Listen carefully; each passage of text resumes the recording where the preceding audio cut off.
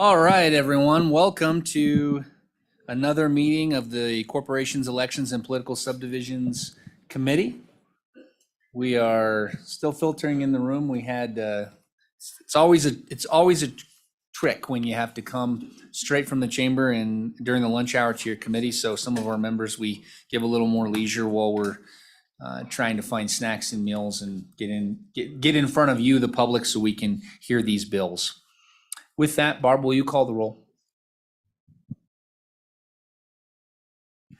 Representative Chadwick. Representative Haroldson. Representative Harshman. Vice Chairman Knapp. Representative Newsom. Representative Ottman. Representative Wiley. Here. Representative Yin. Here. Chairman Olson. Here. Thank you. All right. With that, the first bill that we have for our consideration is House Bill 3. This is State Assessment of Independent Power Producers. What this bill does is clarify that the state is responsible for the valuation and assessment of independent power producers' property, personal property. And that's the first thing it does, clarifying. And the second thing that it does is allow for the disclosure and release. Actually, I think it requires by the Department of Revenue, the disclosure and release of information related to the valuation and assessment of the property. So that's what the bill is doing. Chairman Zwanitzer, you don't have to, but if you want to add some background to the bill. Thank you, Mr. Chairman and committee. I think you all know he's a previous chairman of corporations. And so this bill has been around several years. It was a revenue interim committee bill. And I'll try to be simple and fair on the background, and it can be more complex if you want it to be. But for me, I'll just make a few points. About 15 years ago, when the state started assessing independent power producers, you can think wind farms, based on when we threw that 1 megawatt tax in 2008, the Department of Revenue started initially assessing those properties. And everything as they grew in number continued. Around 2018 or 2019, I'll be corrected behind me, as they were going through their statutes and we had a new director. Went through the statutes like all good agency directors should do, realized there's no specific statutory authority for the department to be assessing those. And so our county assessors certainly assess industrial property within their counties. At some of those assessments on railroads or things that cross county lines are assessed by our department. And there's a very specified list. I think, in my opinion, the department in good faith went to the revenue committee and said, we've been doing this for 12 odd years. We don't believe we have the actual statutory authority to be the person assessing these wind farms. The department, I think in good faith, brought that bill to the revenue committee and said, can you just give us that authority to do what we've been doing? You'll remember the bill to do that went down by 1 vote in the Senate several years ago as a revenue interim committee bill. When that happened, the supposition then was that the Department of Revenue does not have that authority, and so it fell back to our individual assessors who did, in their due diligence, the proper preparation to be able to conduct those assessments while this bill has been moving forward. Certainly the industry out there and other interested parties have a preference that the state be their assessor, right, and have a more unified system. Certainly the counties feel that that is taking away some of their power, that they should be in charge of these assessments. I think I think that's a fair background, and I'll be corrected if I'm wrong. Where it came down to at least my opinion on the committee, and where I think the former committee was, is that these county assessors, they contract with a company. There's one company, it's in Texas, to do these assessments on their behalf. And so it didn't make sense, at least to me, for each of our counties. I think there's 8 counties that have these properties, to be contracting with a company in Texas to do it when our Department of Revenue has that expertise. It certainly can be more complicated if there is a someone contests their assessment on how that process works out, on who's liable, if the county has to defend or the State Department of Revenue. I would just say that I personally, with the State Department of Revenue, handled it admirably for those 15 years and should be allowed to continue with those assessments. And that's what the bill states more specifically, is the State Department of Revenue will be in charge of handling assessments when it comes to independent power producers. Happy to answer any questions, and hopefully I've been fair to everyone in the back of the room. As you can tell, and you've probably heard, it's a contentious issue with industry, with our state government and our county assessors, county commissioners. Perfect. Thank you, Chairman Zwanzer. And I think based on what I understand between the various sides of this bill, I think you were fair in the presentation of it. Committee, do you have questions for Representative Zwanzer? And I would just say that if you do, if there are questions specifically about maybe just the bill, the construction of the bill rather than the substance, because the room is filled with people who are going to testify on the substance, I'm confident of that. So, okay. Thank you, Chairman Zwanzer. I have just a quick. Oh, Chairman. sorry, Representative You're Harshman. almost free. Just, thank you, Mr. Chairman. Yep. Just particularly on page 2, that paragraph R, about the release of information. That seems to be something new. Can you? Chairman Zwanzer. It is, Mr. Chairman and Representative Harshman. And so there was, through the conversation of this bill, and it was all 3 of our interim committee meetings, there would still be concern if this bill moves forward on the department doing those assessments. Your local assessor would still like that information to know how the state's assessing those properties in their counties. And so we put that information in, that these assessments would be available to be sent back and forth.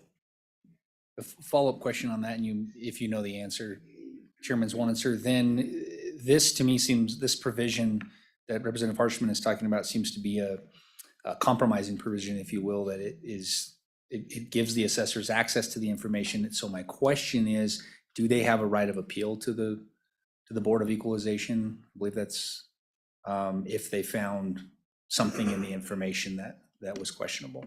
Mr. Chairman, that discussion did come up. I think the belief, and I may be corrected again, was that the county assessor would probably likely not involve themselves in contesting the Department of Revenue against the Board of Equalization. That would be very poor practice of a good working relationship. And so the hope would be it would not come to that. But I believe that they had the information. They could probably bring an action, as they'll testify to. Okay. Thank you, Chairman Zwanzer. Do we have Department of Revenue? Oh, you're hiding in the back.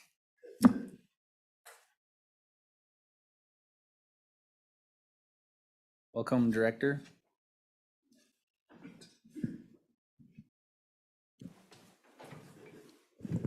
Good afternoon, Mr. Chairman, members of the committee. Brenda Henson, Director of the Department of Revenue.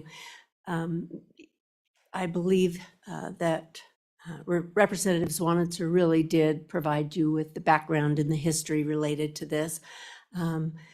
Historically, when wind farms were first being built in Wyoming, there was an assumption by the Department of Revenue that they were going to be owned by public utility companies. That was an incorrect assumption. And they are truly owned, in many cases, not all, but in many cases by independent power producers. Those are not rate-regulated companies. They sell power to public utilities.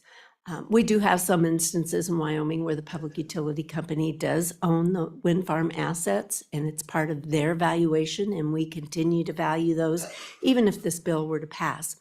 But let's get back to the reason for this legislation, in that during the Revenue Committee's discussions in 2021, I returned as Director of the Department of Revenue in August of 2021, and that fall, we were having a discussion related to the county assessors requesting information. It was at that time that I stated that I believe there is no authority for the Department of Revenue to be valuing independent power producers. In my discussions with the Attorney General's office, we just felt that that needed clarified. So a bill was proposed last session, and that bill failed.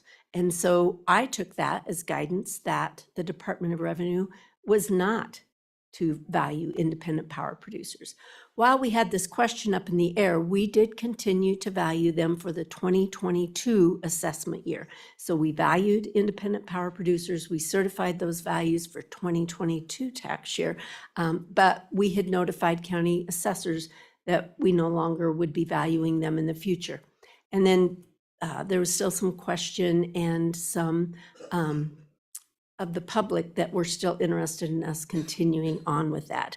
Related to the language that is on page 2, starting in line 10, where it talks about upon request, the department will provide information. This information is the appraisal information that we complete at the Department of Revenue, and it is limited to only the independent power producers in this bill. So other companies that we value, for those that may not know, we value railroads, public utilities, telecommunication companies, mineral companies for their production. There are other properties, airline companies that are specified in statute under this M that says the department shall annually value. So there are other types of companies that we value, but this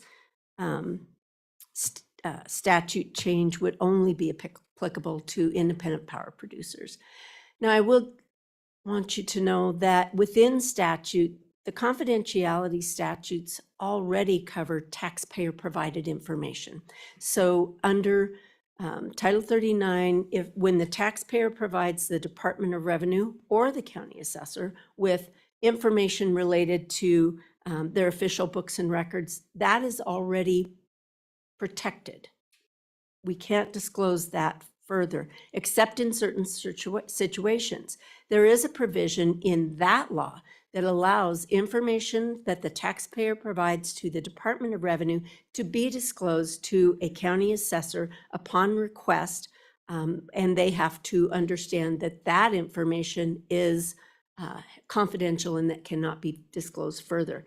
That does not cover the information that we compile at the Department of Revenue, only the taxpayer provided information, and that's the reason for this language here. I did want to point out that the effective date on this bill says effective immediately upon completion of all acts. So typically with property taxation, everything is assessed and taxed as it exists January 1. That includes how the property exists, any sales information that was previous, and all of the laws that exist on January 1.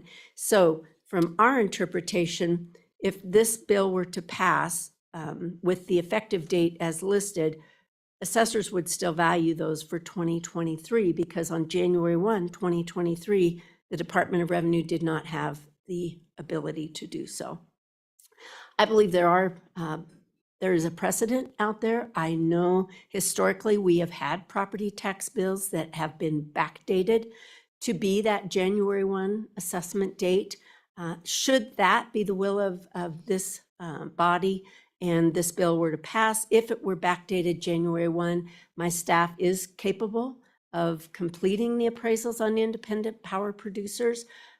As you know, this is a policy decision of this body, and we certainly don't have a position. But what I wanted to state is if it is your will, we could accomplish that. If you wish for us to do it next year, we can accomplish that. If you want the county assessors to do this, and they are perfectly capable of valuing industrial properties. They value refineries, they value coal mines. So this has never been an issue of capability. It's a matter of policy for this body to determine, would you like the Department of Revenue to complete this function or the local county assessor? And with that, Mr. Chairman, I would answer any questions.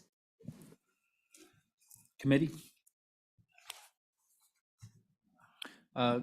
Director Henson, I do have a question, and I'll discuss this with the clerks as well, but it's my understanding that the clerks in performing an assessment, I'm sorry, thank you, assessors.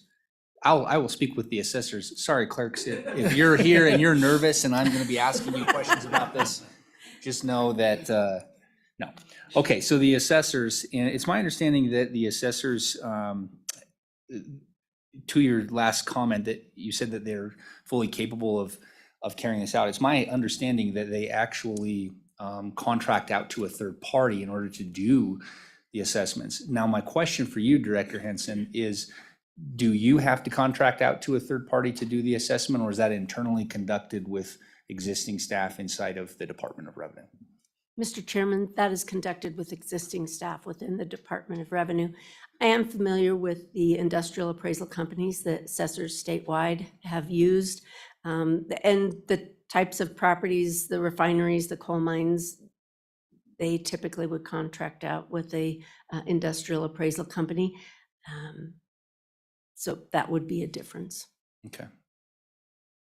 Yeah, we can discuss that, I guess, with the assessors, but I just wanted to see what it looks like on your end. And then I just want to clarify, if we were, this bill, I'm glad you mentioned backdating it, because I guess this bill doesn't really speak to that issue, that as of January 1, this becomes the assessor's responsibility.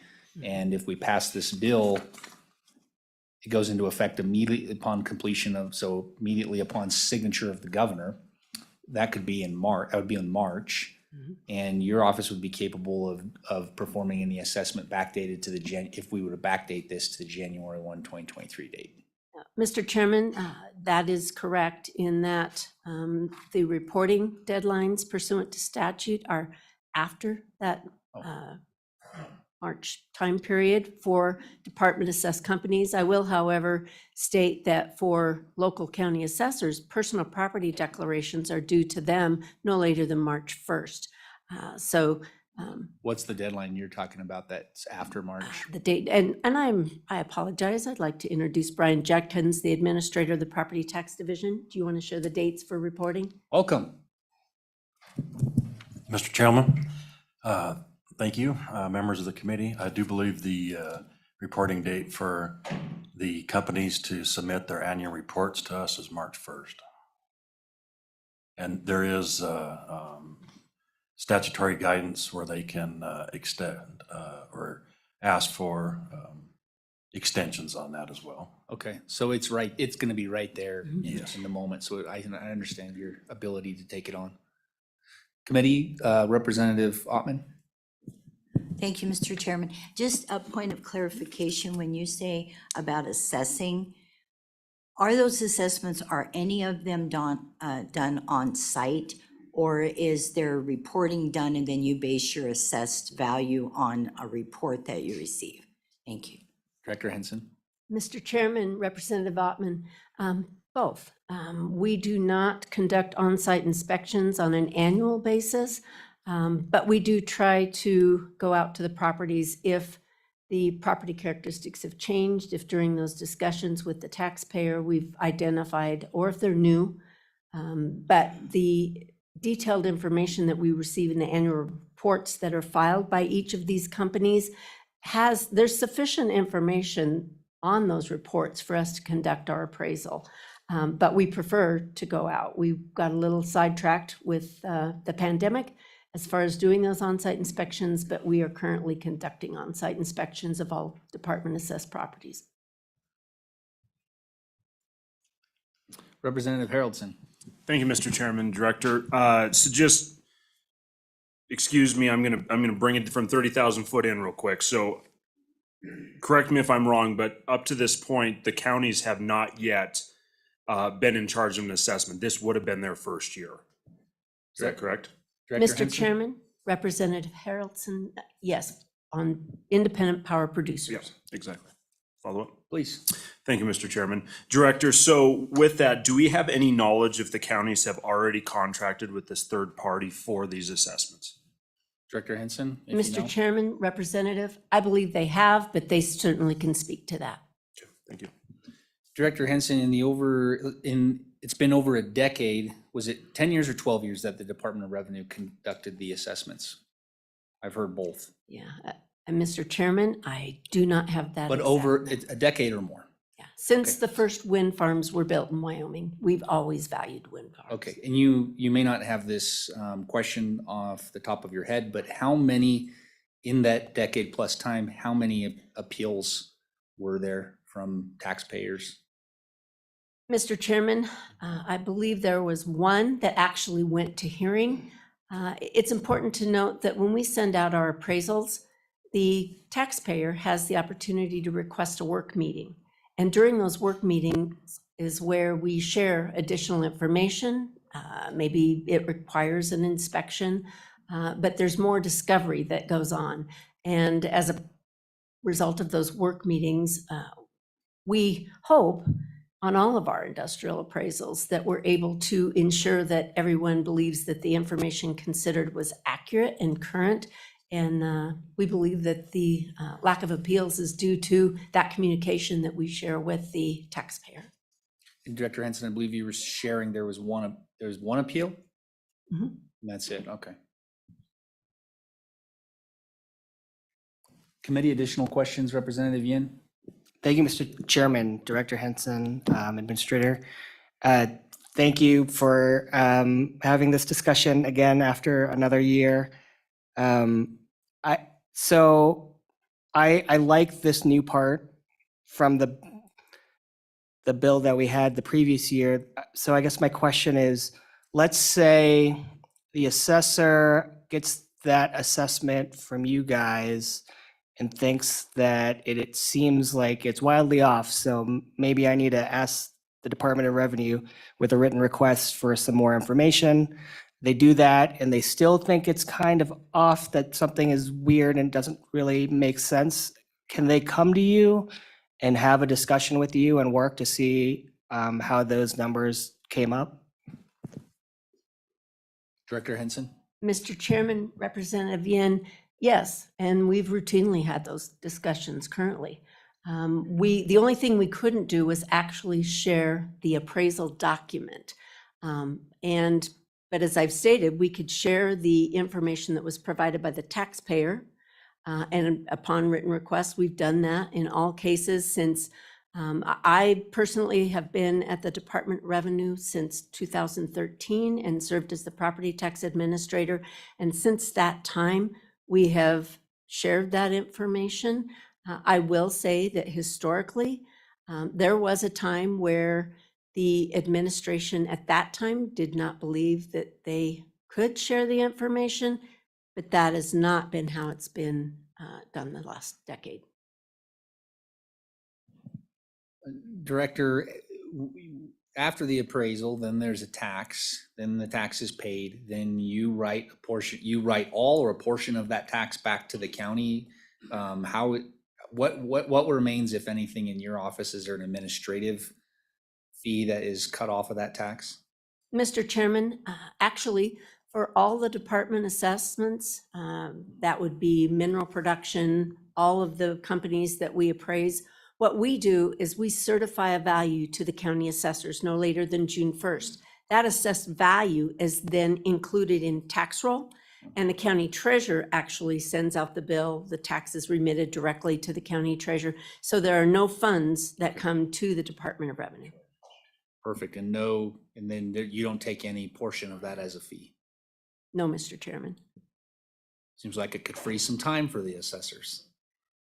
But I guess we'll hear from them. Additional questions? Oh, yeah, Representative Chadwick, please. Thank you, Mr. Chairman. So I know that a lot of these industrial appraisals that are done by independent outside contractors who have people who are experts, let's say, and do many. I can't put a number to it because I don't know. Assessors might. But they assess an oil refinery.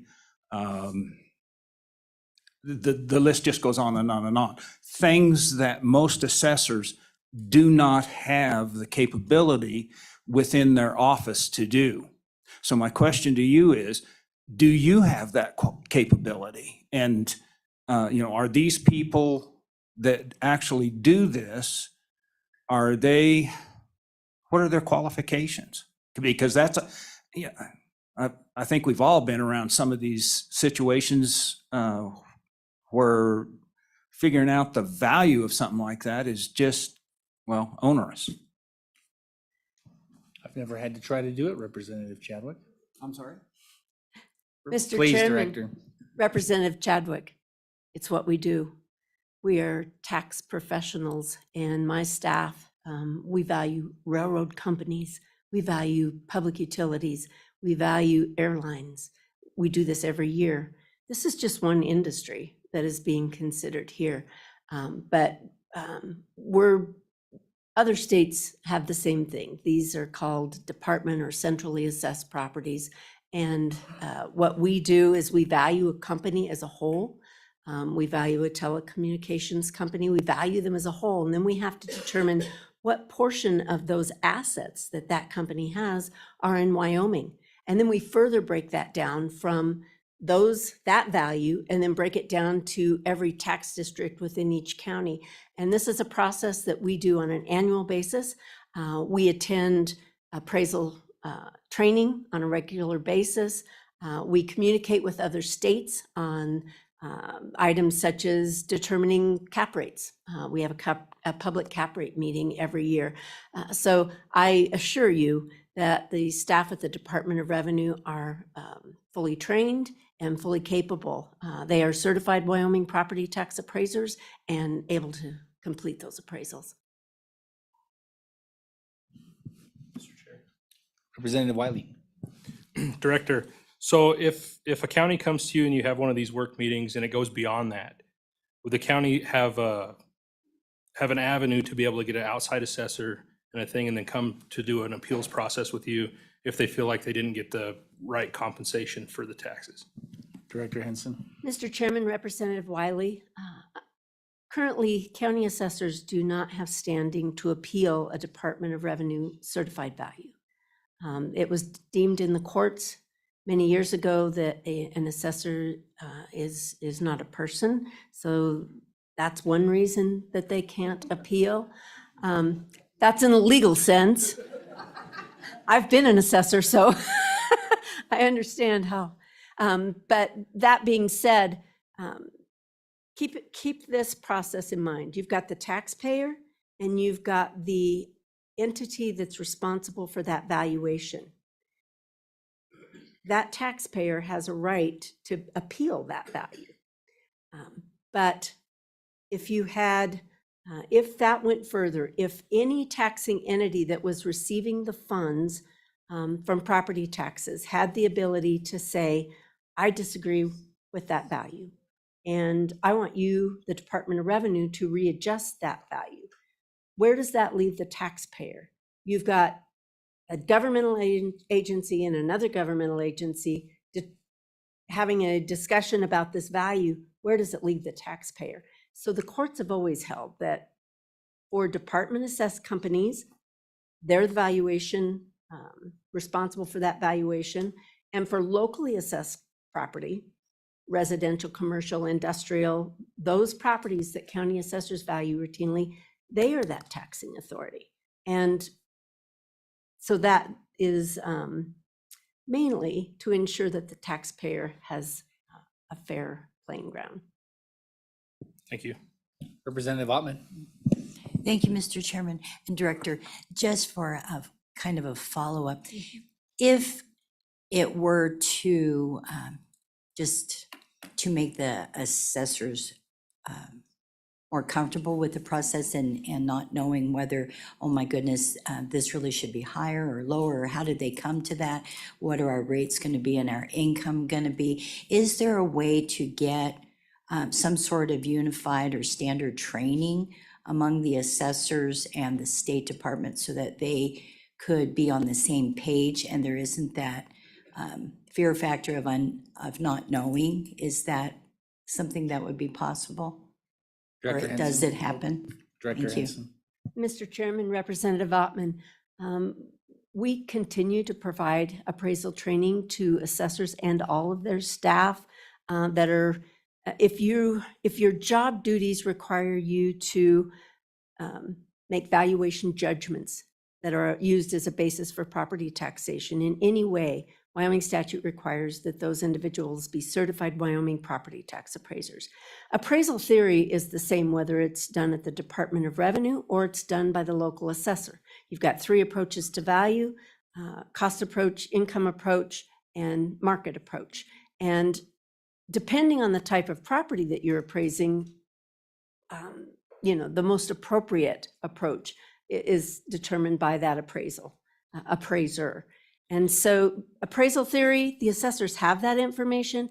I believe based on the discussion over the last few years, the key to what the assessors are wanting to know is what were the decisions made at the Department of Revenue on that appraisal. Once we got the information, how did we consider that information and how did we reconcile that information? That's the piece that we cannot share with them unless this law goes in place. But we're certainly willing. I've always been one that I would much rather share the information and have it be, imaginations are, you only have the information you have. They're just wanting access to more information. I totally understand that. But the other part of that is it's not just a discussion between the Department of Revenue and the county assessor. The information and documentation that we're referring to is really the taxpayer that we are trying to make sure we are treating fairly. Vice Chairman Knapp. Mr. Chairman, thank you. Director, forgive my ignorance, but what triggers who assesses what? You mentioned you do railroads, public utilities, some coal production. I know local assessors do coal mine infrastructure, uranium infrastructure. Is it part of the siting permit itself, or is it by statute, each one? If you could answer that. Mr. Chairman, Director Henson. Representative Knapp, under 3913-102M, statute states the department shall annually value and assess the following property: gross products, mineral production, pipeline companies, electric utilities, railroad companies, rail car companies, telecommunication companies, other public utilities, cable and satellite television companies, and property of airlines.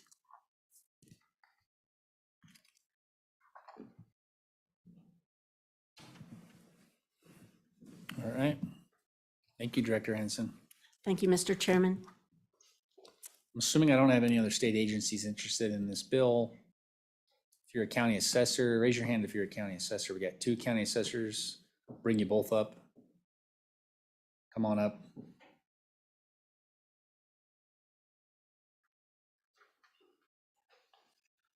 Clerks, come on up. No, I'm just kidding.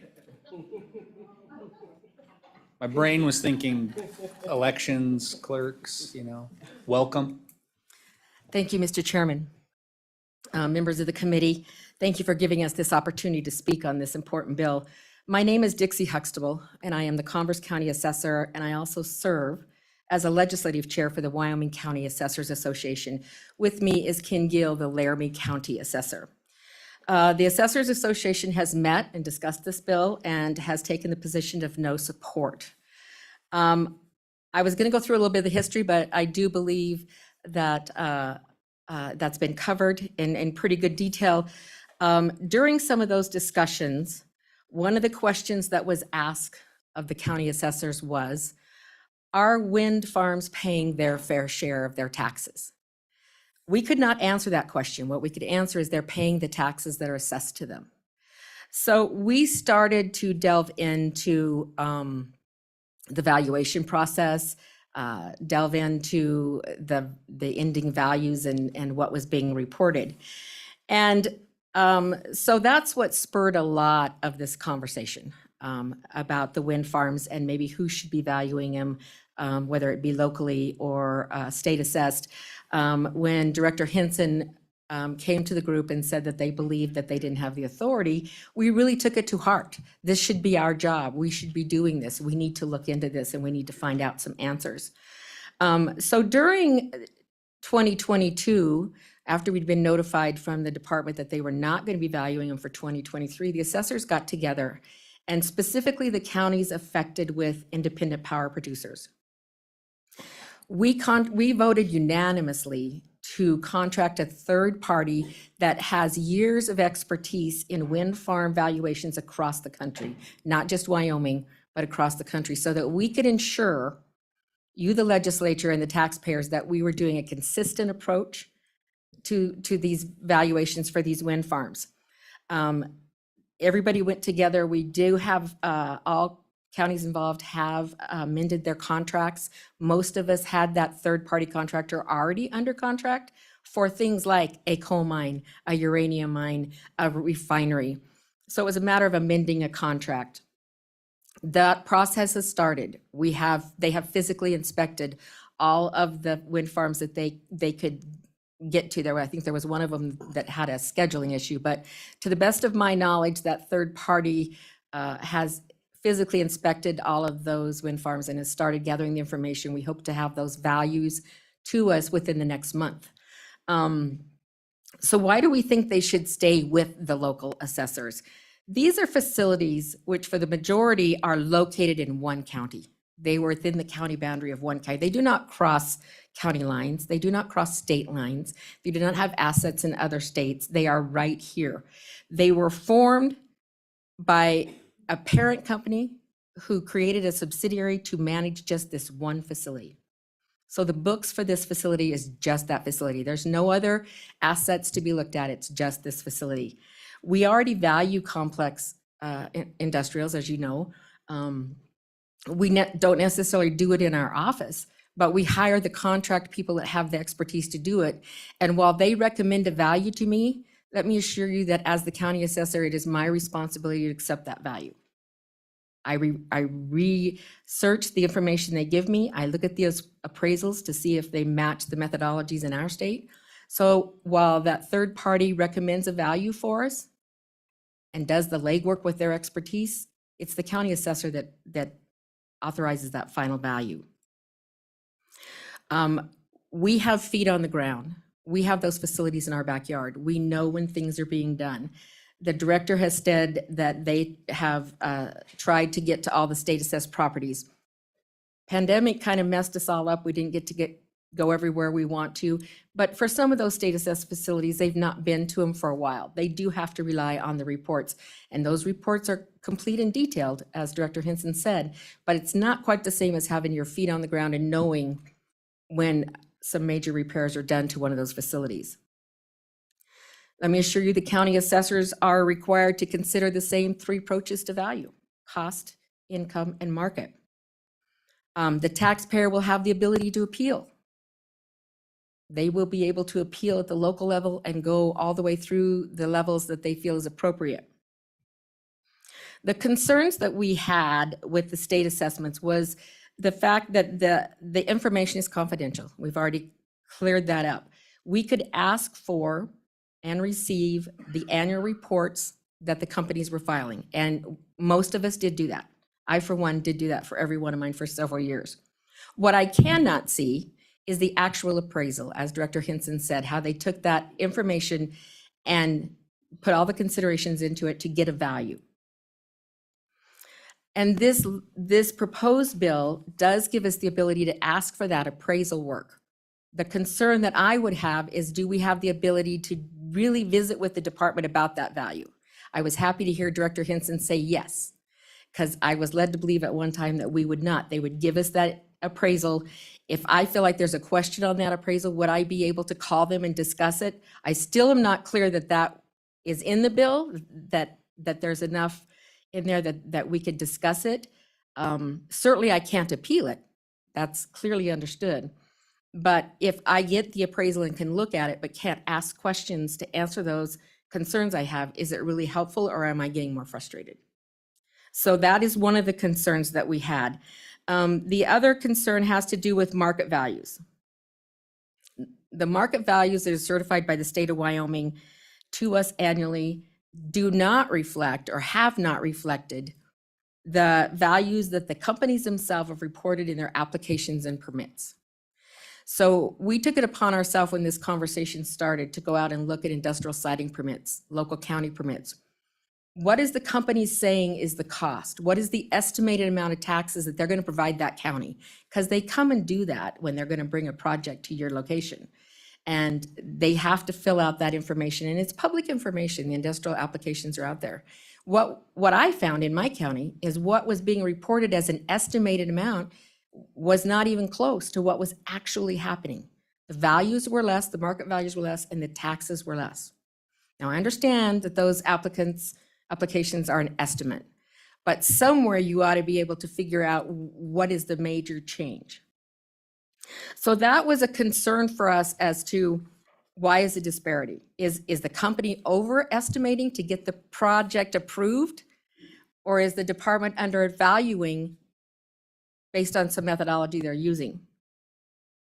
So it has been said that the independent power producer facilities and the facilities owned by regulated power companies should be valued the same. They should all be at fair market value, and I absolutely agree with that. It is important to understand and remember what Director Hinser just told you, is that these regulated companies, they value the entire company. The entire company, that may be assets and information clear across state, intrastate, interstate, other jurisdictions. They take that entire valuation and they allocate that value based on the taxing entities that is being reported to them. So they're not valuing that wind farm that is located in my county that's owned by a regulated company. They're valuing the entire company and allocating that value to the jurisdiction where that wind farm lies. Now, there could be other things that that company owns, but it's not a value of that wind farm. Now, let's jump to the independent power producer facilities. The only assets they have is that facility, and it's located in my county. That's all that's on their books. So when that value comes out from the department, using that unitary approach, they're applying all that value to just one wind farm. So while it's the same methodology, I hope you understand that there's a different way that value could be distributed. And we feel like that the other assets that we do in our state or in our counties, the other complex facilities, we value that company, that gas plant, that facility that's located in my county. It may be owned by a parent company somewhere else. I'm not valuing that parent company, I'm valuing that facility. I feel like that's my job to do on these independent wind farms. That's how we see this, and this is what we believe. As far as education, assessors do have to be permanently certified, just as the director stated. Many of us have went to the same classes that her staff has went to. It was only a few years ago that the Department of Revenue staff that was going to be valuing these independent wind farms had never done it before. The department took the initiative, did the responsibility, sent that person to some training to get some expertise. But that person had never valued these wind farms. The same holds true with our county assessors. That's why we agreed to go hire an expert that knew what they were doing, did this for a living, understood how this works. Hopefully, in time, if it stays at the local level, we will have our own staff get educated on how to do these. But this third-party appraiser appraises a lot more in my county, 70+ facilities that this third-party appraisals. I don't have the resources or the staff to do that. So we contract that to be done so that we are uniform for all the people in my county. So I hope I've shared with you a little bit of the fundamental differences and why we feel that these should stay locally. The county assessors understand this is a tax policy decision. Absolutely understand that. And we want you to know that we're ready and capable to value these facilities. And we would ask you to give us the opportunity to do our jobs. And the language that was in the bill was concerning to us about the effective date. We've already valued them, and we believe as of January 1st of 2023, they were ours to value, and we take that seriously, and we have done that. So if there was to come a point in this legislation that passed, and based on the effective date, there's two values out there, a department value and a state value, which one has precedence? Because on January 1st, it was my job. How do we reconcile that? And that might be a legal question, not mine. I don't have the legal behind me to follow that up, but that's a concern for ours. So hearing Director Hinson state that in their opinion, they see even with this language that that the local assessors would be valuing for 2023, that gives us a little confidence that that's where that's going. And with that, I would answer any questions that anyone has, and I don't know if my colleague had anything to add. Nothing to add. I mean, No, I think Dixie did a fine job. I'm Ken Gill, Laramie County Assessor, Mr. Chairman. thank you, Assessor Gill. My assessor. Yes, sir. See the great seal of the county of Laramie on your badge there.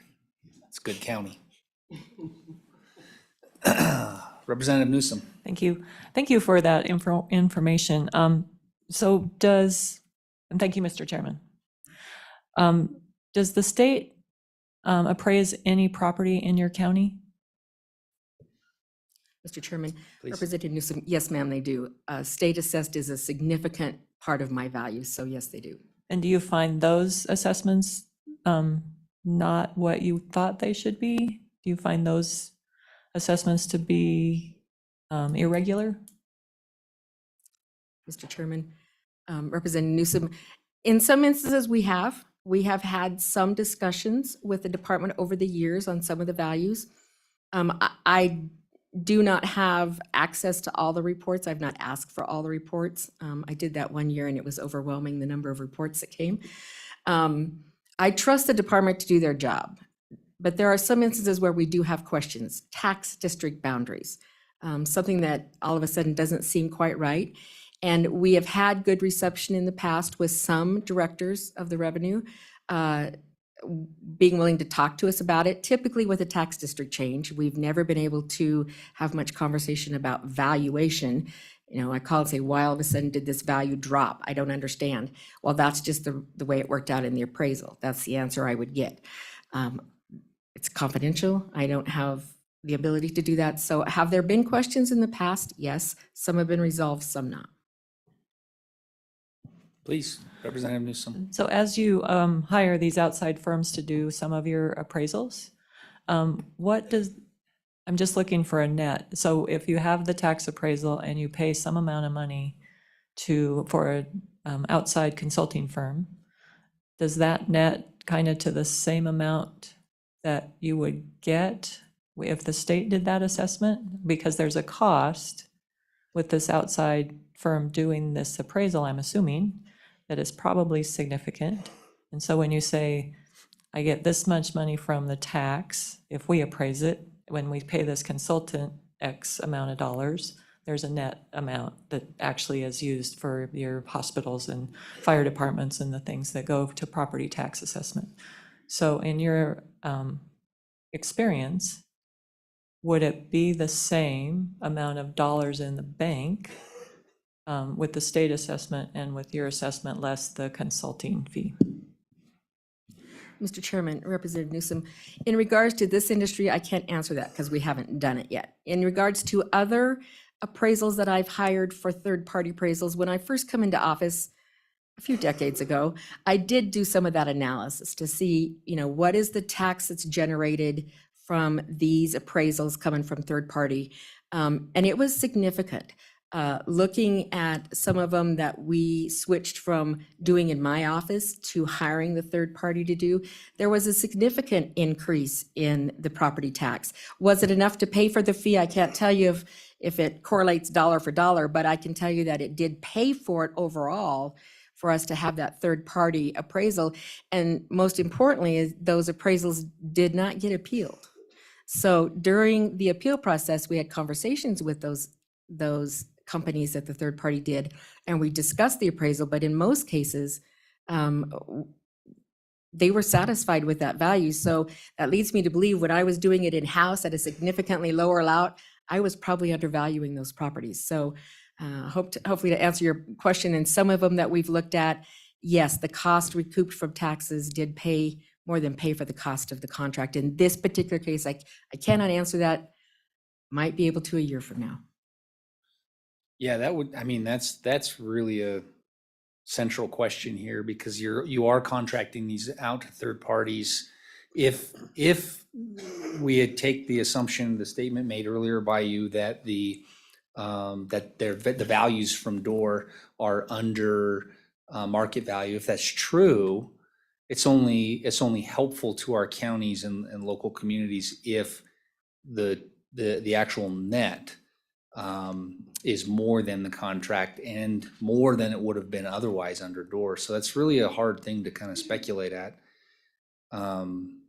But on the similarly complex assessments that are done at the county level, is it always the case that it more than pays for itself on the contract? Mr. Chairman, I can't say that it is always the case, because I can't swear that I did them all. The ones I did check, it was.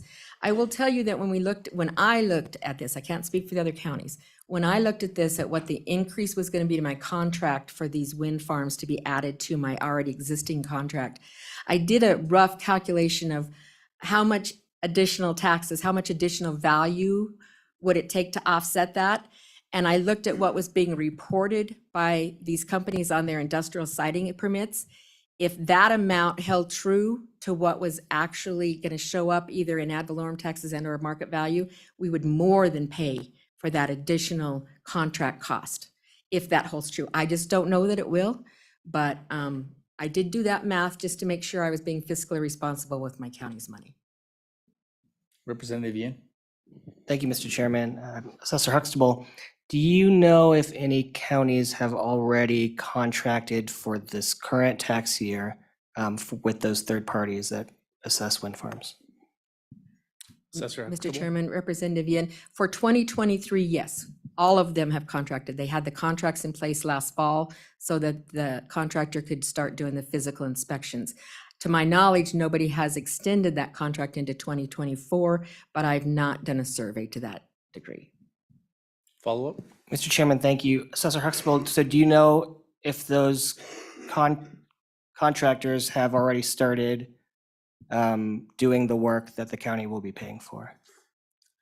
Mr. Chairman, Representative Yin, yes, they have. As a matter of fact, we had conversations asking for this to be a priority, to be honest, in their list of appraisals to get out to us. So we are fully anticipating some of those final appraisals to be out probably by the 1st of February.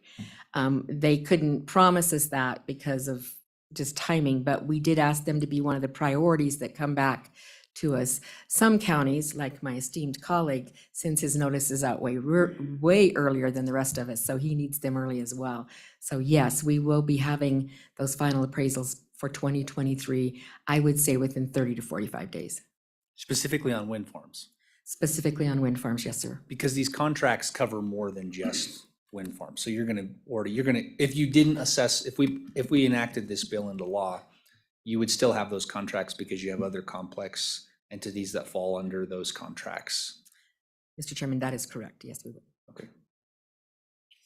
Representative Chadwick? Thank you, Mr. Chairman.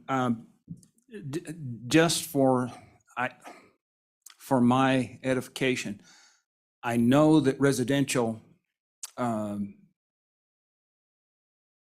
appraisals are, the property has to be visited once every 6 years. How does that apply to industrial properties? Is it the same? Do you try to do it every year? I just don't know. Mr. Chairman, Representative Chadwick, I believe that says that, yes, we have to physically inspect once every 6 years, and we do all property that we locally assess. We strive to physically inspect them once every 6 years, whether it is a residential, a commercial, an ag, or an industrial. So some of them we get to more often than not. Some it's once every 6 years. Thank you. Follow up, Mr. Chairman? Yeah, please. And this is more of a comment than anything else. I spent 8 years as a county commissioner, and we were constantly pushing back on the state. How dare you try to pass this off on us?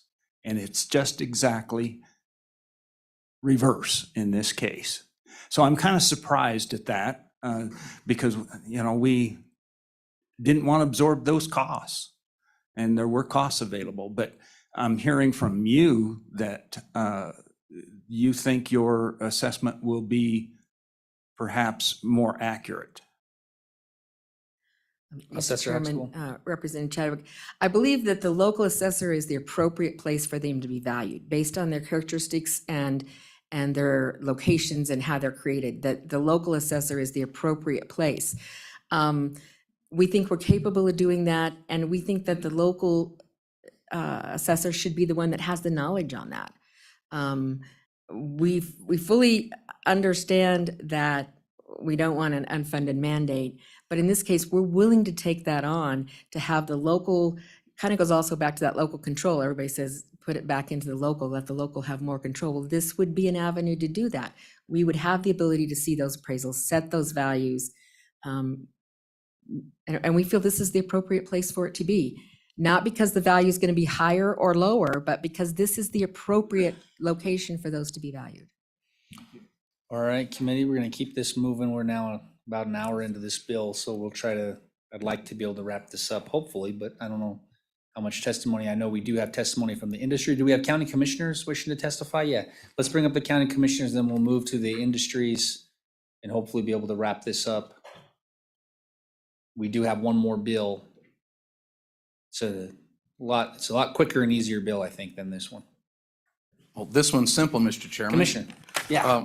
Mr. Chairman, Jim Willicks here on behalf of Converse County. I currently serve as chairman of our board. And I'll reiterate what my assessor said. Converse County, as a commission, our treasurer and assessor stand in opposition to this bill. For most of the reasons you heard from our assessor, it's the appropriate place to assess independent power producers. But I know the history is a little weird because the first wind farm in Converse County, ironically built over the top of an old coal mine, was a public utility wind farm. So it was appropriately assessed under the guidelines of a public utility. That wind farm north of Glen Rock is assessed within that company's assets in California, Washington, Oregon, Idaho, Utah, all of that. So that was appropriate, and that methodology is appropriate for that wind farm. The independent power producers should be locally assessed, and until we acknowledged, saw the law the way it was written, that we realized that that was appropriate. I do think the assessor pointed out some important things that have bothered commissioners for years on state assessed property, is we never get to know the methodology of which the DOR reaches those values. We get to see some information, but we don't get to see that methodology, and that has annoyed commissioners and assessors for years. And we do on locally assessed, so we have a better understanding of why a value is reached and how that value is reached. So locally assessed is the proper place for this. I'll try to address a few of the questions that came out, and I think Representative Olson and Chairman Olson, you mentioned about the appeals to the DOR. I would argue that the lack of appeals represents either right on or low value. You only appeal if you think your value is too high, and that's across the board, the residential appeals we've seen, the others. Nobody appeals if they think it's too low. So that either means DOR is right on or a little under. I don't know that answer, but the lack of appeals is not a representative of correct assessment. It's an acceptance of the taxpayer.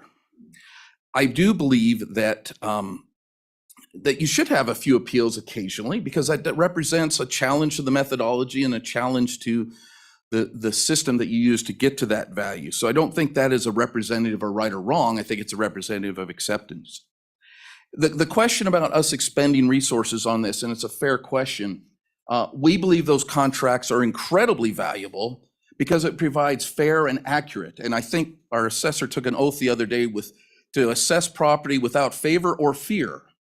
And we believe that by contract with these third party for these industrial properties, which we've done for decades in Converse County, is an appropriate method to do those complicated things and bringing expertise in. I think the director or the assessor indicated when they first started, I'm not sure the DOR had the internal expertise. They're building it and working on it.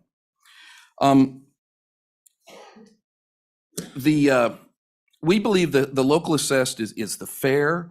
The nuances are wind farms are very unique in the fact that they overlay on multiple use. We have a wind farm in the middle of a uranium mine, cattle and sheep operation, oil and gas operation, and wind, all on the same property. That nuance can only be recognized or can be best recognized by locally assessing that property because the assessor knows all those other operations that are going on there. And so I think that is valuable. And then, as pointed out, the effective date raises a real problem. We fully believe that, as the assessor does, that as of January 1, this is ours to do. I do not believe it is good policy or good legislation to backdate. So even if it is effective immediately, I'm not the lawyer. I don't think that accomplishes state assessment for 23. And there will be two values, and that's not good. And then if this bill passes, what you end up with is state, local, state. Well, that doesn't help the consistency. You would actually be more consistent to say January 1 of 23 is when we change the assessment from state to local, and we're going to go local from there on. This gap year is going to cause more problems, and I do not believe you should, and I don't know if you could, backdate. And then the biggest point is we don't have the right to appeal, and I think appropriately, but we also don't have the access to all the information. And although the bill does provide more than we used to, still not sure if you don't fully understand the methodology, you don't have full information. So Mr. Chairman, I believe that covers the notes I had. Again, our county, and I know most counties that have wind in them are opposed to this bill. It's not unanimous. You're going to hear from that, but I do want to put that out there, and I'd be glad to stand for any questions. Questions and you're not testifying on behalf of the County Commissioners Association? No, not today. I am not on part of the commission. The You're- commissioners have not taken a position on this bill, so I am Not only taken a representing position. Converse County. Thank you, Mr. Chairman. Okay, I just wanted to be clear on that. Yeah, I wear a couple of hats, Yep. but I am not representing them today. Yep, okay. We appreciate that clarification. Thank you, Commissioner. Thank you, Mr. Chairman. Any other commissioners in the room? All right, I guess we'll move to industry folks wishing to testify on this bill. Don't be shy. Who? Yep. Oh, he's online. Well, we're gonna finish the folks who have taken the time to drive here and get here in person. That's my policy, is that if you're here in person, you get to testify first. So we'll go to the virtual room last. Ashley, are you gonna testify? Just come on up. Let's just get on deck. And Cindy, great. All right. Go ahead. Whoever wants to start. Mr. Chairman, members of the committee, good afternoon. My name is Chris Brown, representing Powering Up Wyoming. We are a Wyoming grassroots organization that supports renewable energy alongside our legacy industries as part of an all-of-the-above energy strategy for Wyoming, and we stand in favor of this bill. Regardless of which company I speak with in the industry, one of the top factors determining their willingness and level of investment in the state is a stable and predictable tax climate. And so through the course of the interim and the discussion on this issue, when we heard the assessors testify that they would need to hire a private out-of-state third-party company to assist them with those assessments, it was concerning. Throughout the interim and hearing testimony from industry, I came to learn that in states that utilize the model of local assessment with a third-party private company assisting, they have the highest rates of litigation and appeal. And litigation and appeal is costly for business, and it's costly for taxpayers, and it creates uncertainty for industry that's investing. I think it's important to note that even though the assessors have all unanimously hired the same private party to help them with the assessment, there's nothing in statute that dictates that. If independent power producers were in all 23 counties, hypothetically in the future, there could be 23 different private companies that help the assessors assess those properties. So again, that facilitates continued uncertainty. We stand in support of this bill because we want to maintain the continuity of the state assessing independent power producers. But a key factor in this bill, if it should move forward, that I think is important is that the relationship between independent power producers and the local governments is an important one, and one that's highly valued. And the amendment language that is in that bill that allows the assessors access to additional information with the Department of Revenue was an industry-led and proactive amendment that was brought forward, and one that we support and believe speaks to the initial concerns of the assessors. And so again, we greatly appreciate the time that you've spent talking with us through the course of this week and learning more about this bill. We stand in support, and I'm happy to take any questions. All right. Thank you, Mr. Chairman. Thank you. Who's next? I can go. Okay, Ashley, go ahead. Thank you, Mr. Chairman and members of the committee. For those of you I have not really met yet, my name is Ashley Harpstreet, and I'm the Executive Director for Wyoming Taxpayers Association. Wyoming Taxpayers Association is a 501c4 think tank. We're not anti-tax, we're not pro-tax. Our mission is to advocate for sound tax policy for a healthy Wyoming economy. Positions that we take are based off an analysis of the legislation against the cornerstones of taxation through our policy committee. Their recommendations are then forwarded on to our 20-member board of directors for a decision. In the analysis, as I mentioned, we look at those 4 cornerstones. Is the tax justified? Is the tax equitable among taxpayers? Does the proposal create a stable revenue stream? And finally, is the tax transparent, visible, accountable, and audible? Based off that criteria, Mr. Chairman, WTA does support House Bill 3, State Assessed Assessment of Independent Power Producers, as it stands to be sound tax policy for the following reasons. It is justified as the tax statute clarification is needed to have the statute match long-standing practice of assessing all plants alike according to previous testimony from the Wyoming Department of Revenue. It is fiscally prudent for the state and for the counties to keep all power plants and electric infrastructure assessed by the same state entity.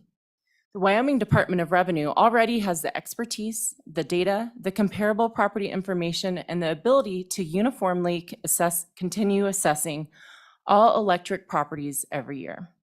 It is equitable, as this tax structure clarification will assure that all similarly situated taxpayers in the electric industry sector will all continue to be treated equally and uniformly in terms of property tax assessment and valuation.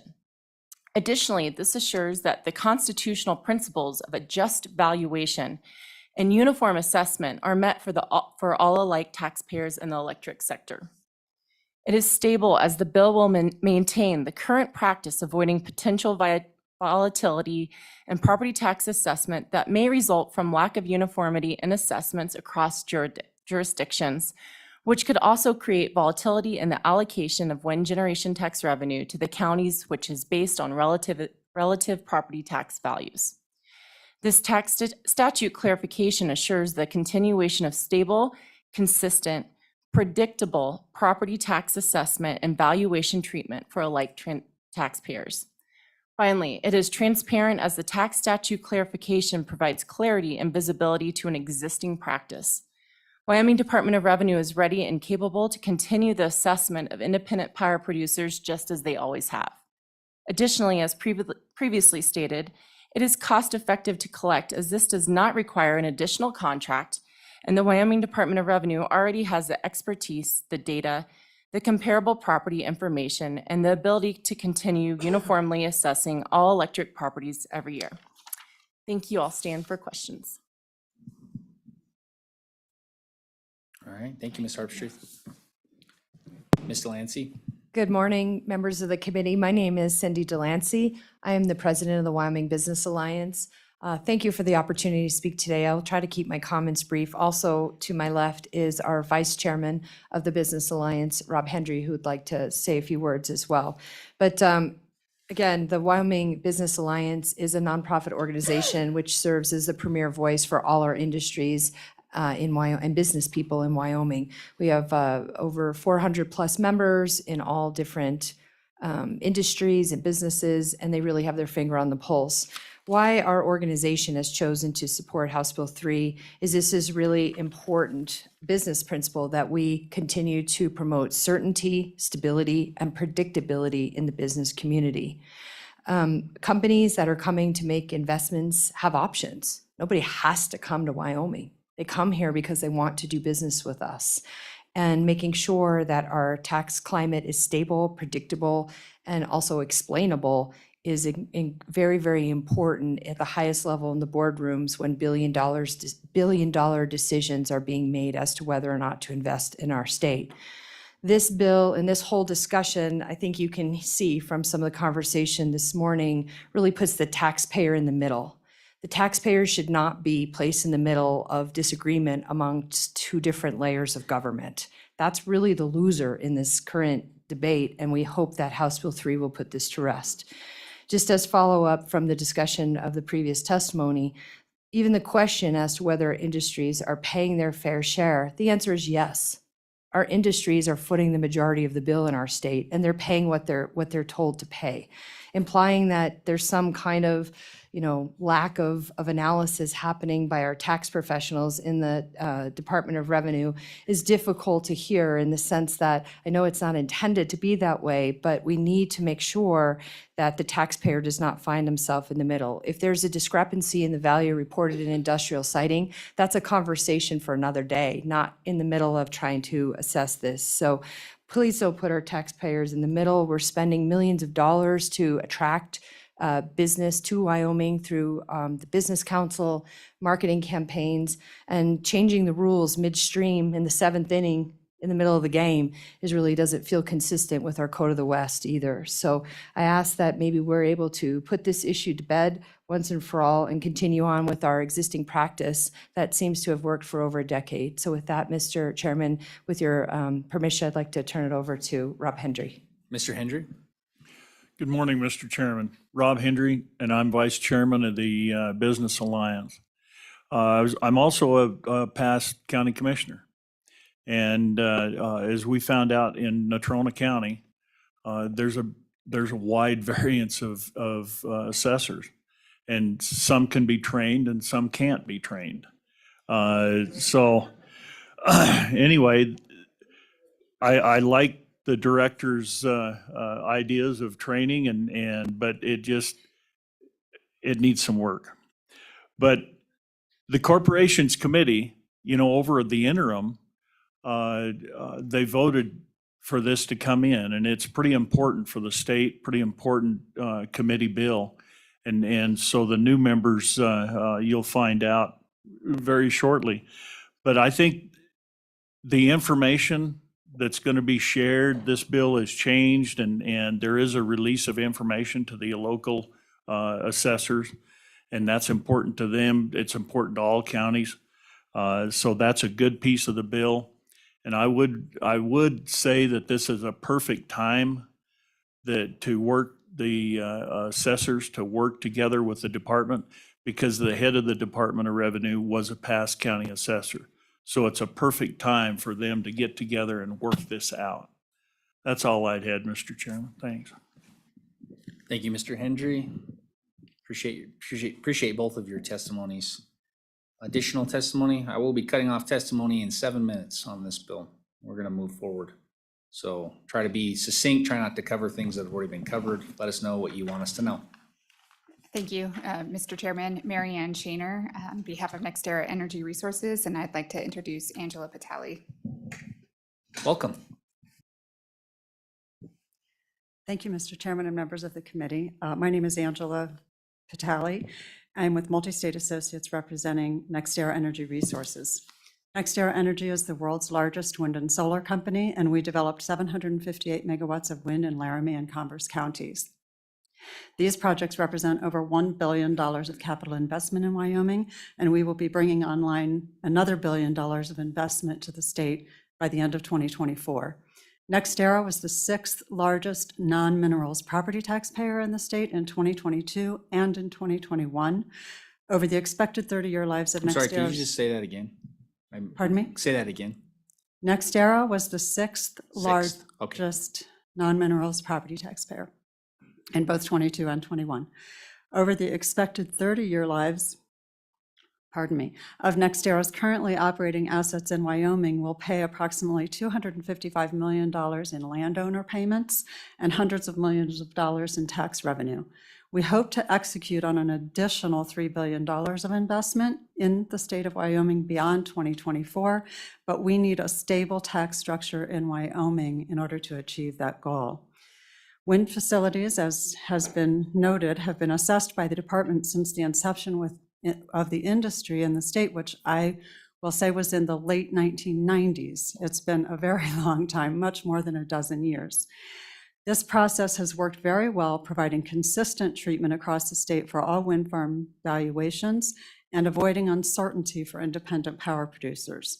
The industry's support of HB3 stems from the desire to avoid moving from a uniform and consistent approach by the department, dealing with a single tax authority, to dealing with multiple county assessors with potentially different approaches and the potential for unreputable third parties to insert themselves into the process. We've seen this become a very real risk in other jurisdictions with less reputable firms approaching counties with a promise of increased property tax revenues, and a prime example of this is in Oklahoma. We've heard from assessors that departments' valuations are probably too low because there's been no litigation or appeals. And while there may not have been in the last dozen years, that's not entirely accurate, because in the mid-2000s, my client appealed department valuations for several years and filed litigation in 1 year. The litigation was settled out of court when the parties reached a fair compromise on the methodology being used in an effort to avoid costly litigation in that year and in future years. The fact that there's been no recent litigation actually indicates that valuations have been fair and uniform, because this prior litigation helped establish a mutually acceptable and legally viable assessment framework for Wyoming.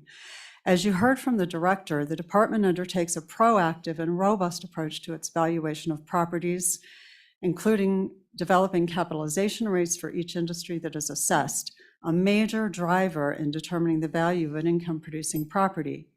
Once established, those rates are applied uniformly. This approach has served to avoid costly property tax appeals and litigation at the state level. There is no such process or uniformity at the local level. Each assessor will develop their own assumptions, potentially leading to expensive and lengthy appeals. It is rare in our experience that challenges to state valuations occur, and we deal in states all across the country. Valuation protests arise for many legitimate reasons, but in our experience, it is typically at the local level by valuations done by third-party appraisers. We've heard the local assessors raise concerns about their lack of access to information, and to address this concern, our industry has supported the language in this bill that would give local assessors the access. Allowing our facilities to be locally assessed just to determine whether the localities agree with the state's approach is a very blunt tool, when a much more reasonable and much more less costly path exists. Energy facilities require hundreds of millions of dollars in upfront investment and count on stable tax environments to be successful. Moving away from the status quo for even 1 year of disruption injects unnecessary instability. For these reasons, we ask this committee to support HB3 to clarify the statute, maintain the status quo, and ensure that all wind and solar facilities are treated the same. We would ask, however, that for an effective date of 1/1/23 in order to avoid this disruption for even a single year. I'm For an happy to effective answer date of, questions. did you say an effective date of 2023, so January 1, 2023? Chairman Olson, yes. Okay. All right. Committee? I'm happy to answer any questions. Oh, appreciate your testimony. Mary Ann, you're just co-chairing. Thank you. Yes, Okay. I'd be happy to answer any questions if there were any. Thank you. Perfect. Mr. McGagna? Thank you, Mr. Chairman. Jim McGaggan with the Wyoming Stockgrowers Association. As you might envision, a lot of these facilities are built on lands that are owned and used by our members for agricultural purposes. So we approach this issue strictly from that perspective, the perspective of the landowner. And many of these landowners have private agreements with the wind energy developers as far as to how they share the burden of the property taxes on those lands that are being converted to those developments. And feedback we have received from most of our members is that they strongly prefer the consistency that comes from having Department of Revenue continue to do the assessment on these lands. In some cases, they may have lands in more than one county that are involved in these projects. And so they're subject then to the differences that may exist from one county to the other. And they feel they're able to better control and become aware of and knowledgeable about how those lands are being taxed if it's being done through the Department of Revenue. And with that, Mr. Chairman, I'd be happy to answer any questions. Thank you. Committee? Okay, let's go ahead and do we have Mr. Sweeney as well online? Thank you. Let Mr. Sweeney in and Mr. Espy, and thank you, Mr. Magagna. Mr. Espy left. How about Mr. Sweeney? All right, the Honorable Pat Sweeney, you have, as you enter the room, 1 minute. Pat, I'm giving you Thank you, Mr. a Chairman. minute and a half. I extended it just because you're the Honorable. Go ahead. Used to be. Thank you, Mr. Chairman. So I've been interested in this particular project for probably 3 years now, and trying to push this. All I would add to all the comments is listen to the industry. There are experts in the room, committee, that know what they're talking about. And no disrespect to our assessors, but former Commissioner Henry that just testified is absolutely correct. What has happened in Natrona County can happen in other counties. And with that, I ask for your support, get this to the floor, and weigh the pros and cons with the full body. But I ask for your support today, having worked on this with the Revenue Committee previously, and it's the correct thing. The uncertainty to the industry, I can already tell you we have lost wind projects, and I'm on all of the above, to other states because of uncertainty and because of they don't know what's coming down the pike yet. Wind will never create the amount of revenue that we get off of coal, oil, gas. Just not possible. Thank you, Mr. Chairman. Thank you, Representative Sweeney. Your timing was perfect. You did just right, and we appreciate you zooming in and appreciate your comments. Committee, I'm going to close public comment on this bill. What is your pleasure on this bill? Moved by Representative Haroldson, seconded by Representative Ottman. Are there any amendments to this bill on page 1? Page 1. Amendments to this bill on page 2. Amendments to this bill on page 3. Representative Yin. Mr. Chairman, thank you. I will amend page 3 to strike immediately upon on line 1 and strike the rest of the page and add January 1st, 2024. If I get a second, I'll explain why I'm making the motion. Yes, you will. It's been seconded. Please explain. Thank you, Mr. Chairman. So I wasn't sure whether I would prefer a backdating or a forward dating. I think that after hearing the testimony from the assessors, though, saying that they've already signed a contract and they're going to get numbers by February, means that if we backdate it, the assessors will have some numbers and then the Department of Revenue will have numbers. And I think having those two different numbers is really going to cause a lot of consternation. And I'd rather this year, we just, and with the situation where the assessors are already paying for services that are being performed right now, I'd rather this year just be covered by the assessors that are already spending county money to pay for these services. And then next year, it just gets taken over by the department. Additional discussion on this amendment? Everyone understand the amendment? Question on the amendment. All those in favor signify by saying aye. Aye. Those opposed? That amendment has carried. So the effective date, Barb, is January 1st, 2024.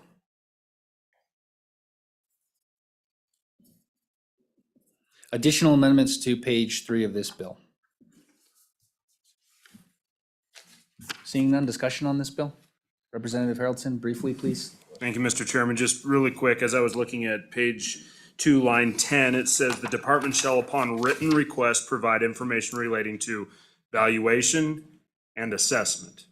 So information for the evaluation of it and the assessment of it. And then it goes on and it says to the county assessors of the county where the property is located for the purpose of reviewing the valuation or information used in the valuation. So I think in some ways, I believe that they're opening the door up for you guys as assessors to ask the tough questions. How did you get to this?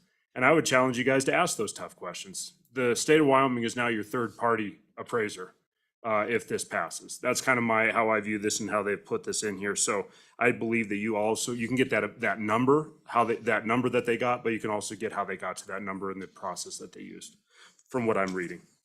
Thank you, Representative Haroldson. Additional comments? Briefly, please, Representative Chadwick. Thank you, Mr. Chairman. I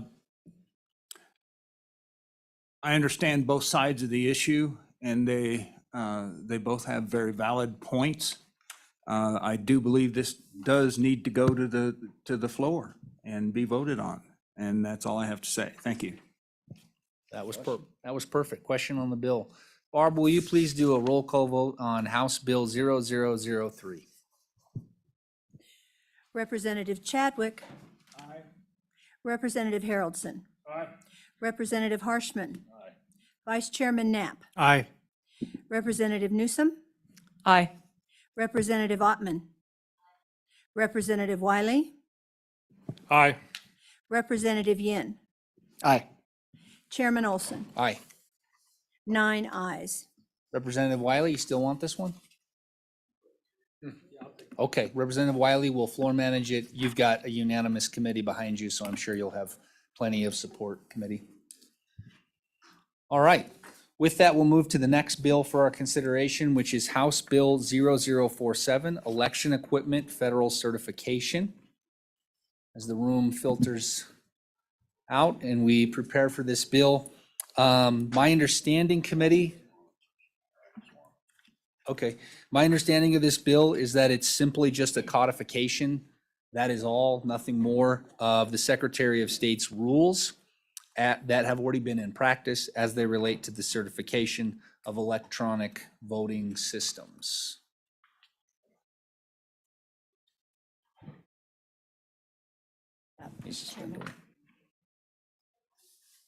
Mr. Moody. I mean, I think this bill's really straightforward, just out of the interest of time. But if we need anything, we'll call upon you. How about that?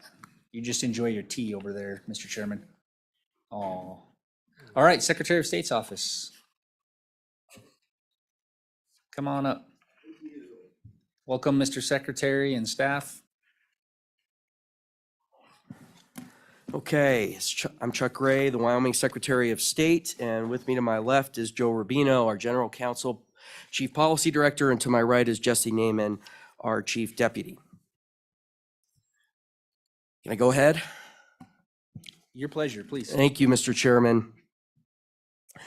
As you mentioned, we were told as well that House Bill 47 does codify the rules in place for the certification or denial of machines. And as we looked at it, we found that's not really the case. House Bill, and we certainly support codification if it is entirely done to provide tools necessary for us to aggregate data about the machines, as well as have procedures in place for if there's a problem. But House Bill 47, as written, eliminates several of the safeguards currently in place by existing rules and regulations promulgated by the Wyoming Secretary of State. Enacting this bill as written would cause it to conflict with several of the requirements vendors would need to provide to ensure that our election equipment is secure. With me today, I have copies of the existing rules governing the certification of voting equipment found in Chapter 12. Mr. Rubino, could you hand those out? Or should we go through you? Should we go through the... Thank you. Go ahead and No, that's different. Thank you. I do think it would be helpful for you to have those in front of you as we proceed, if that's okay. You mind if I just wait till everyone has a copy? As you can see, Section 2, subsection B concerns the requirements for an application prior to approval by the Secretary of State. These include several important metrics, including technical specifications, history of use in other states, and any written complaints or concerns made to the vendor by other jurisdictions. Under this bill, several of these requirements and safeguards are eliminated. The same is true regarding Section 3, dealing with the denial by... Secretary Gray, sorry, can I just? Yeah. Immediate question exists. If we codify some of your rules in statute, do all your other rules just go away, or do you still have the rules that you're talking about that aren't codified? Well, it's Are they an- in conflict. Is that what you're saying? Mr. Chairman, it's an interesting question. I mean, I think that a lawyer could argue, right, that those standards are the exclusive standards. I definitely think this is always a debate in legal circles, and the denial terms, whether those are exclusive denial terms. We have a few options for amendments to fix this issue. Okay. So why don't one's very simple, one's a little more lengthy. Please proceed. And then we'll be on board. Okay. All right. That makes me feel a lot better about Yeah. where we're headed. Yeah. Thank you. The same is true regarding Section 3, dealing with the denial by the Secretary of State. There are several provisions which do not translate to the language of the bill.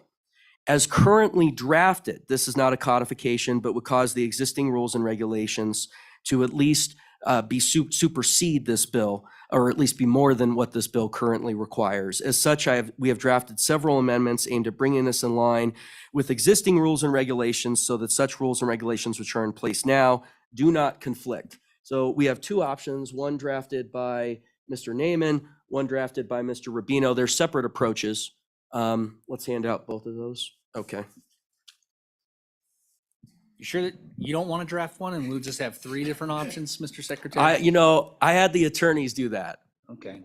I was going to ask LSO, but I figured they wouldn't Ask do it. two attorneys to do something and they come out with completely different things. That's No, they're- attorneys for There are you. two options for you. Okay. There are two You're options. just making for you. sure we have the Yeah, power of choice.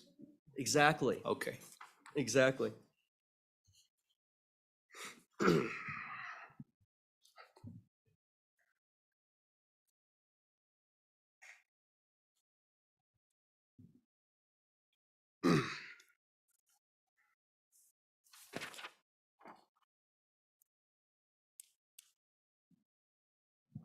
On this committee, I'm not an attorney. I'm just a committee member, but I can already tell I like the short one because it's shorter.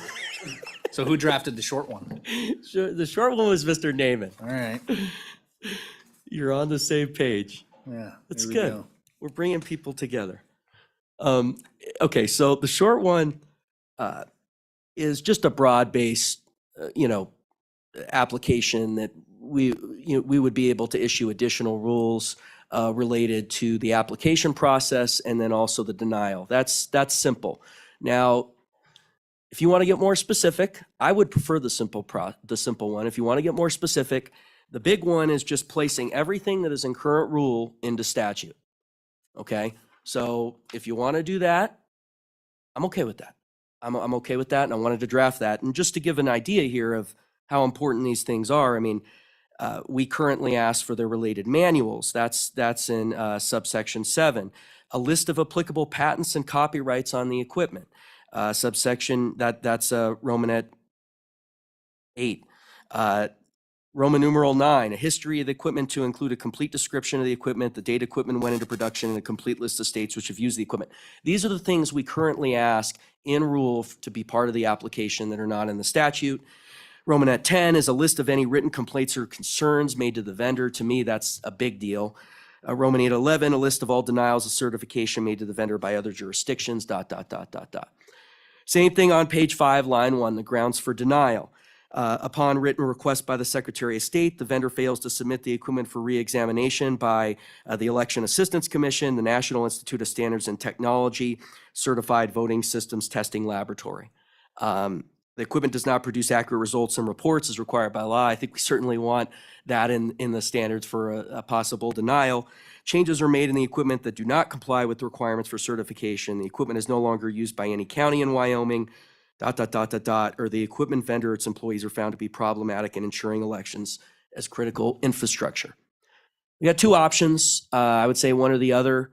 I suppose if you went the shorter option, you could mix and match and do some of these, but I would just say at the very least, let's put all the standards that are currently into statute. Or if you want to provide the opportunity for us to continue with this rule, that's fine as well. I'd slightly prefer that option because we live in a changing world. There are changing circumstances. We're dealing with technology. That's what I would prefer. But at the very least, let's keep the same tools in place currently.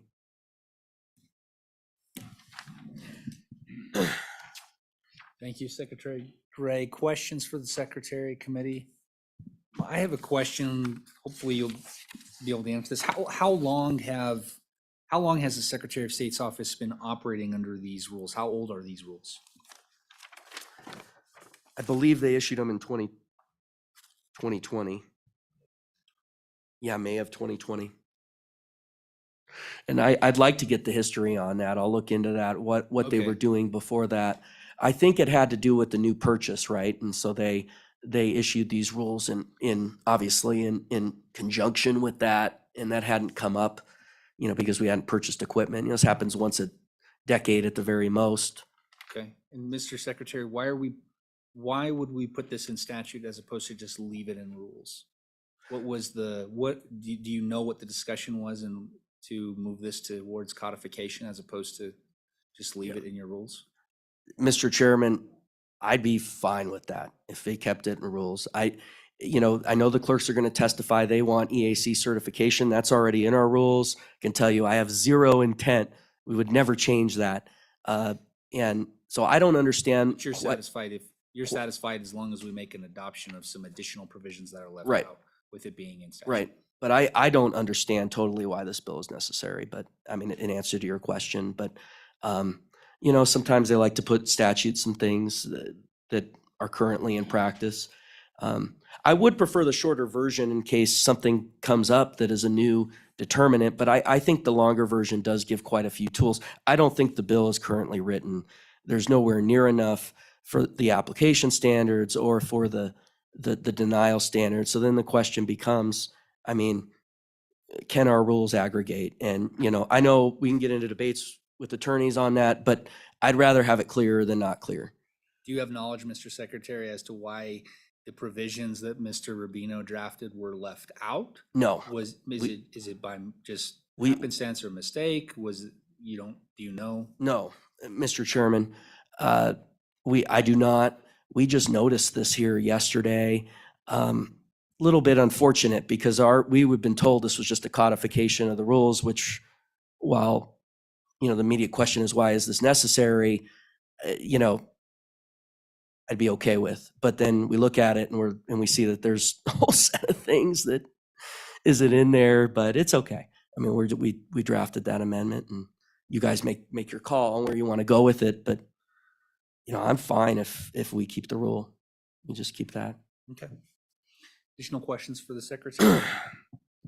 Representative Harshman, please. Secretary Gray, it seems like you could almost combine both of these ideas too. You could do the more specific and add that into the bottom of these well as a little broader language. Yeah. And Mr. Chairman, that's why I prefer that approach, is that exactly, then we can do the blanket rulemaking authority, which is in bills all the time in the Deputy legislature. Nyman, does that track? Is this the way that it's written? Can we adopt both of them? Or you got page 4, line 3 and page 4, line 4. So other than renumbering. I've got. Okay, we got that. Committee? No? All right. Thank you. Yep, thank you, Secretary Gray. We appreciate you catching this for us. Additional public testimony in the room on this bill? Our clerks.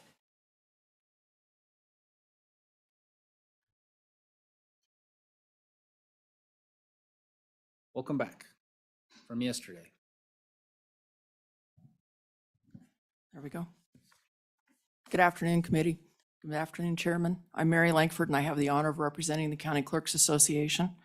My purpose, I'm going to be short and sweet. The County Clerks Association support codification of the Secretary of State's rule requiring federal certification of electronic voting systems.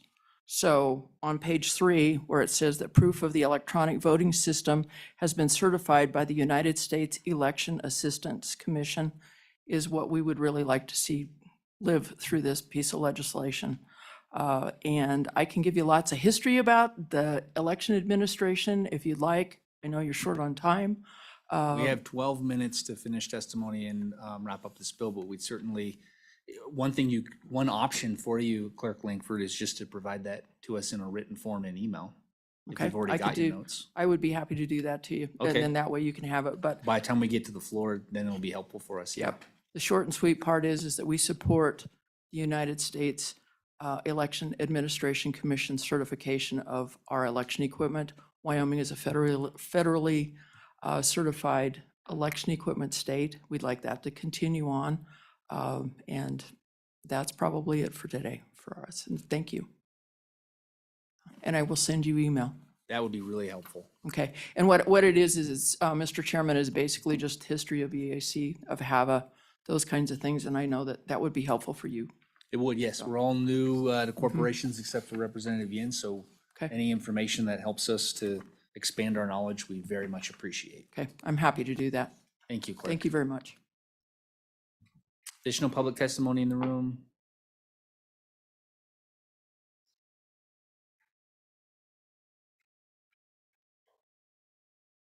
I believe we have one individual signed up online.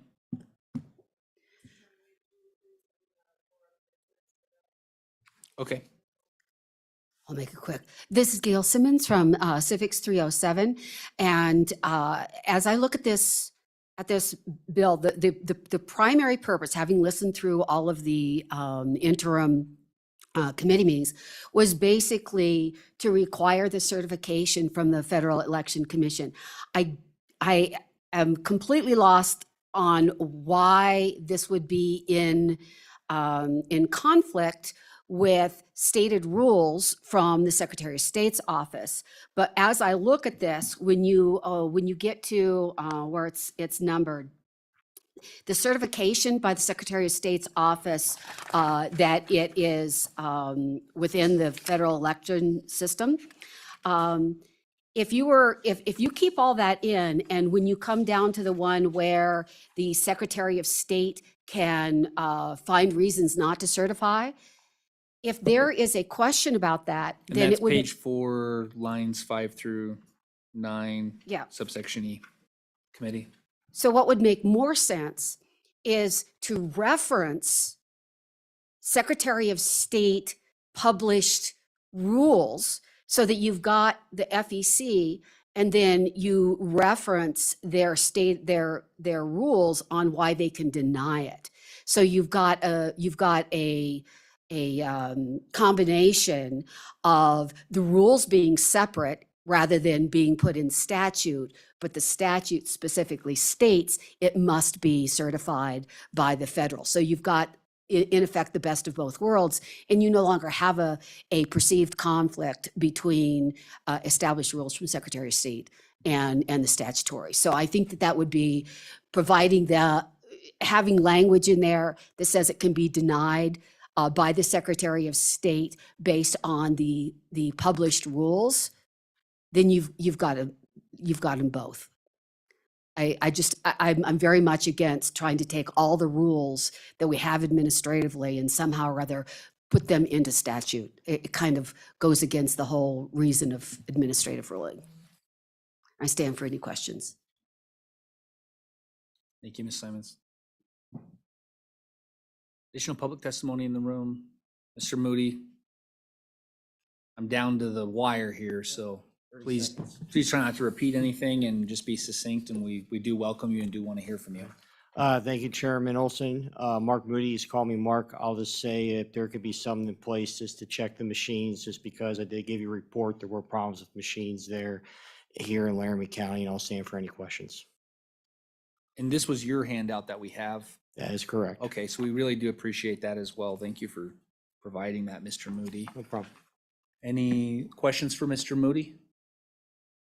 Thank you. And thank you for joining us in person. And I'm serious, it really does matter. You know, when people take the time to come out here and come to the meetings, we want to hear from you, and we understand the Zoom world, at least in my mind, really exists for the exigent circumstances where you're just not, you know, you're snowed in or something. So appreciate it. Yeah, that was the case Wednesday. Okay, let's go ahead and let Laura Pearson and Julie Freeze both in, please. Any additional public testimony in the room? Seeing none. Going to our virtual world. I don't know why, I'm so stressed to get us back by 2 o'clock committee, even though we have nothing to do when we get back at 2 o'clock. We got 1 or 2 bills. Maybe. Committee of the whole. Are we going back in the committee of the I whole or think not? maybe. I don't know. Depends on the roads. Welcome, Ms. Pearson. Please identify yourself and let us know what your thoughts are. Thank you, Mr. Chairman and members of the committee. My name is Laura Tulliver Pearson. I'm a sheep producer in Southwest Wyoming. I would ask for a vote of no on this bill. In my mind, this bill is, as written, is in my opinion, trying to weaken the ability for our elected Secretary of State to deny election equipment. What I've been seeing with these federal electronic voting systems, they can be hacked.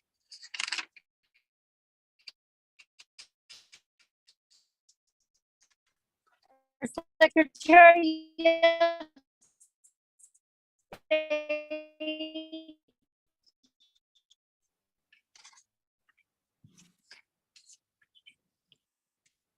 and that's all I have. Thank you, Ms. Pearson. We had a little trouble hearing you, but we do appreciate you zooming in and appreciate your testimony. Do you want me to read it again? No, actually, it's if you want to go ahead and send us an email with any additional thoughts, we would appreciate that. But we're short. Okay. Sounds good. Thank you. Yep, thank you. Ms. Freeze? Thank you, Mr. Chairman. This is Welcome. Julie Freeze. Can you hear me? We can hear you, but we can't see you. We don't know if I that's know, I broke my camera somehow, so I'm still trying to get me another camera. I apologize. All right, well, that's fine. Go ahead. I'll see you next week and you can see what I look like. But thank you, Mr. Chairman and members of the committee. Having served on the standards boards for the EAC from when they began after the Help America Vote Act, I'm very familiar with the testing that NIST did on machines and the certification process. So what the clerks do is support, just like Mary said, support federal certification of machines. And this just puts it from the rules into, it codifies it. I think more people can find it this way. There's a lot of people that forget we have rules. And so I think over this last election, there's been a lot of mistrust of whether our machines meet all the certifications. And this way, I think people can see more clearly where we get our information from of what kind of machines we have to have and what those certifications are. Why they did not put the entire rules in here from the Secretary of State's office, I don't have that answer, and I apologize for not having that. Thank you, Ms. Freeze, for your testimony. We do appreciate you taking the time to join us. Thank you very much. Thank you. Just real quick, Chairman Zwanitzer, do you have any, do you have anything to say as to, I don't know if you've seen what the Secretary's office has here? Okay, all right. I just wanted to check with you. Okay. With that, I'll close public comment. Committee, what is your pleasure on this bill? It's been moved by Representative Haroldson and seconded by Representative Yen. I won't go page by page on amendments on this because unless anyone has anything else, we have these amendments in front of us, and I believe Representative Harshman, you've been trying to track it in. Well, Mr. Chairman, I think we can get both of these amendments in there, I think. And I just want to make sure, talk to the two attorneys in the Secretary of State's office. So I think we can, I'm going to call this the law amendment. It's got the The Rubino amendment. And I think we can add the first part of the short amendment and just renumber that as Romanet 12 instead of 7. Because it would go on the bottom. It would go after 11. Okay, I'm seeing heads I'm seeing nodding. heads nodding, yep. Okay, so I think we can do that. I'm just gonna explain it to you. And then I think the second half of the short amendment just rides right where it's at. It's fine, no renumbering needed. Yep. I'm looking at the two attorneys. I get them one head nod. Get one head nod the first time, and you got a second I head think nod we're the second good. time. I mean, I think it works, and I think it accomplishes all that. But- All right. So, Mr. Chairman, that would be my motion. We're gonna adopt both of these, and the only difference would be really that on the short version, we would just renumber the top half. Would be Romanet 12, because it would go at the bottom of your amendment, which is number 11 is your last paragraph. Okay, does that work? So that's my amendment, Mr. Chairman. Okay, We'll bring them both. that is a motion, and it's seconded by Vice Chairman And we'll Knapp. explain to you more when we make sure you got it. I think, I mean, ultimately, we just need to give these two written amendments to LSO and say we they'll want them take both. good care of it. That's right. Yeah. The pages? Yeah, I think the page numbers all stay the same, it's just, and the line number is gonna be a little bit different potentially. Okay, discussion on this amendment? Question on the amendment? Actual question on the amendment? no, no. Representative Ottman? Mr. Chairman, thank you. So am I understanding correctly that those two amendments will be inserted within this new bill? Correct. And follow up? Yep. Yeah. And that substantiates the bill, that the rules then are put into statute, or they are not? The entire rules would now be in statute in their entirety. Thank you. Okay, additional discussion, Representative Yin? So, Mr. Chairman, so I was concerned on whether there would actually be conflict between the rules and the statute. So I looked up the statute. There's a section C in the statute for this, a subsection C for 2211-103 that says the Secretary of State may from time to time as necessary promulgate rules and regulations consistent with subsection A. So I don't think we actually need that add more rule part. But I mean, we can do it and LSO can say, doesn't make sense, we already have subsection C. But the power should be there. And even if we didn't adopt all the rules, I mean, these rules should still be consistent with the things that we've passed in That would be statute. my interpretation as well, that even if you didn't adopt all the rules are still there. Yes. And thank you for that subsection C. I think that really clarifies it. Okay? Representative Ottman? Thank you, Mr. Chairman. Just to clarify from my mind, okay? Yep. So if we're adopting some of the rules into statute, but leaving all of the rules as rules? With this amendment, you're adopting the entirety of this subject matter of rules, codifying it into statute, The entire thing. the entirety of it. Thank you. Okay? Question on the amendment. All those in favor signify by saying aye. Aye. Any opposed? That amendment has carried. Any additional amendments on this bill? Additional amendments on this bill? Question on the bill. Barb, will you please do a roll call vote on House Bill 0047, election equipment federal certification? Representative Chadwick. Representative Haroldson. Aye. Representative Harshman. Vice Chairman Knapp. Aye. Representative Newsom. Representative Ottman. Representative Wiley. Representative Yin. Aye. Chairman Olson. Aye. 9 ayes. Who wants to floor manage this bill? Anyone? Representative, did you want it? Nope. Okay, Representative Yin. Thank you. We are adjourned.